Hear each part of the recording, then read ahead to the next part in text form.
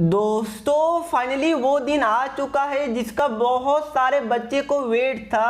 प्यारे बच्चों फाइनली आज से यानी कि 4 अक्टूबर से क्लास 12 वाले कंपार्टमेंट प्राइवेट या फिर जो बच्चों ने ऑप्शनल एग्जाम जिसको इम्प्रूवमेंट एग्जाम बोला जा रहा है वो दिया था, तो आज से आप लोग अपने कॉपी को रीवेरिफिकेशन करवा सकते हैं। प्यारे बच्चों मैं डिटेल में एक्सप्लेन करूंगा कि कैसे अप्लाई करना है, क्या मनी रिटर्न होता है, क्या क्या प्रोसेस है, सब कुछ मैं इस वीडियो में अच्छे से आपको एक्सप्लेन करूंगा। तो सबसे पहले मैं बता दूं कि कौन कौन से बच्चे को अप्लाई करना चाहिए, वापस से मैं बता देता हूं। जो बच्चों को ऐसा लगता है कि कम से कम उनका 5 मार्क्स अपने एक्सपेक्टेड मार्क्स से कम आया है वो बच्चे जरूर अप्लाई कीजिए।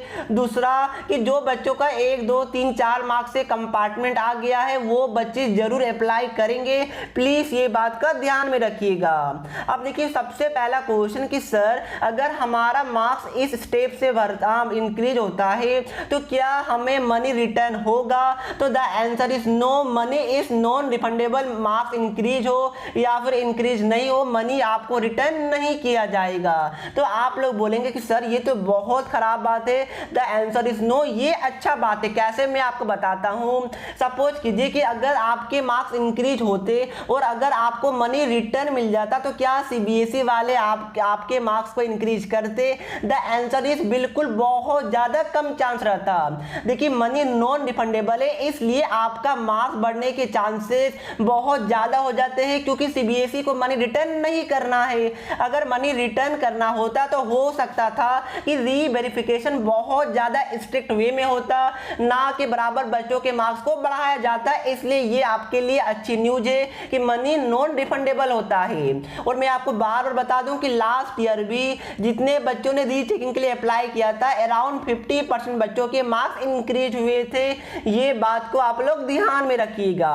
तो यहां तक क्लियर है? बिल्कुल क्लियर है। अब देखिए मैं बता दूं कि जो आपका रीवेरिफिकेशन मतलब कि जो स्टेप नंबर 1 है, इस पोर्टल अभी तक ओपन नहीं हुआ है, बट जो क्लास 12 का डेट है वो 4 से लेकर 6 अक्टूबर तक है। और क्लास 10 का स्टेप 1 यानी कि रीवेरिफिकेशन जिसमें आपके मार्क्स को रीटोटलिंग किया जाएगा वो 10th वाले बच्चों के लिए 5 to 7 अक्टूबर है। और अभी तक पोर्टल ओपन नहीं हुआ है, बट अराउंड 11 AM के आसपास पोर्टल को ओपन कर दिया जाएगा। जैसे ही ओपन होता है मैं सबसे पहले आपको अपडेट कर दूंगा। उसके लिए चैनल को सब्सक्राइब करके नोटिफिकेशन बेल को ऑन जरूर कीजिएगा।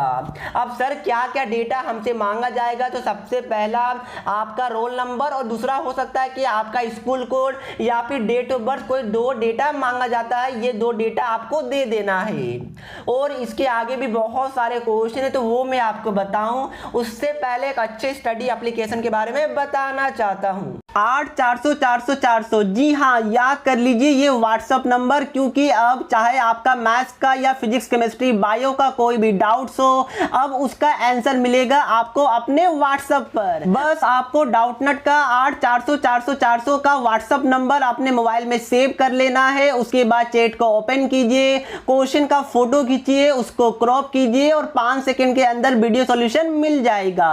क्लास 6 से लेकर 12th IT JEE mains advance NEET और सीबीएसई और अदर स्टेट बोर्ड के लिए है। तो लेट क्यों कर रहे हो? 8400 पे अपने क्वेश्चन का आंसर इमीडिएटली पाओ। अब देखिए प्यारे बच्चों जो स्टेप नंबर 1 है उसको बोला जाता है वेरिफिकेशन ऑफ मार्क्स, जहां पर आपके मार्क्स को रीकाउंट किया जाएगा। और क्लास 10 और क्लास 12 दोनों बच्चे के लिए जो अमाउंट रखा गया है वो है नॉन रिफंडेबल 500 रुपीज। मार्क्स को रीटोटलिंग किया जाएगा कि कोई भी टीचर ने आपके मार्क्स को टोटल करने में क्या कोई गलती तो नहीं किया, ये चीज को चेक किया जाएगा।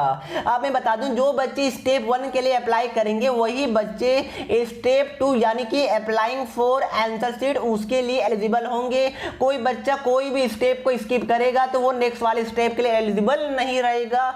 ये बात को आप लोग अच्छे से ध्यान में रखिएगा। अब देखिए सर क्या हम लोग कैश पेमेंट कर सकते हैं? The answer is no. Credit card या फिर डेबिट कार्ड या फिर नेट बैंकिंग पेटीएम अलाउ नहीं है, यूपीआई आईडी भी अलाउ नहीं है, इसलिए क्रेडिट कार्ड या फिर डेबिट कार्ड जो मैक्सिमम घर में होता है, इसके थ्रू आप लोग पेमेंट कर सकते हैं। उसके बाद देखिए यहाँ पर जो आपका रिजल्ट है वो कैसे आएगा, आपका ये क्वेश्चन हो सकता है। तो जैसे आप लोग अप्लाई कीजिएगा 3 से 5 दिन के अंदर आपका रिजल्ट सीबीएसई के वेबसाइट में ही आ जाता है। कैसे चेक करना है वो जैसे पोर्टल ओपन होगा मैं आपको अपडेट कर दूंगा, इसलिए इसमें ज्यादा दिन का टाइम नहीं लगता है। उसके बाद देखिए अगर आपका मार्क्स इंक्रीज होता है तो इस केस में जो आपका सीबीएसई का रीजनल ऑफिस होगा आपके एरिया का, वहां से आपको एक लेटर भेजा जाएगा जहां पर आपको बताया जाएगा कि इस सब्जेक्ट में आपके मार्क्स इंक्रीज हुआ है, पहले इतना मार्क्स था अब इतना मार्क्स हो गया है, और ये चीज आपको लेटर से भेजा जाएगा फ्री ऑफ कॉस्ट। ऑब्वियस सी बात है आपसे इतना पैसा तो ले ही रहा है सीबीएसई, एक लेटर क्या नहीं भेज सकता है। और अगर मार्क्स चेंज नहीं होता है तो उस केस में कोई भी लेटर नहीं भेजा जाएगा, बट हाँ आपको अपडेट कर दिया जाएगा कि आपका रिजल्ट में कोई भी मिस्टेक फाउंड नहीं हुआ है। सर क्या रीचेकिंग में मार्क्स क्या सच में बढ़ते हैं या फिर हमारा पैसा बर्बाद हो जाएगा? तो द आंसर इज, अगर आपको कोई भी क्वेश्चन में कम मार्क्स मिला है, कोई क्वेश्चन चेक होना मिस हो गया है, तो उस केस में डेफिनेटली आपके मार्क्स हर हाल में इंक्रीज होंगे। सर वो वाले यूट्यूबर तो बोल रहे कि मत रीवेरीफाई करवाओ, मार्क्स तो बढ़ेंगे नहीं, बस पैसा बर्बाद हो जाएगा। तो मेरे टाइम में जब मैंने रीचेक करवाया था तो इवन ऑलमोस्ट सभी यूट्यूबर भी रहे थे कि मार्क्स नहीं बढ़ता है, ऐसा फालतू का मनी बर्बाद हो जाएगा।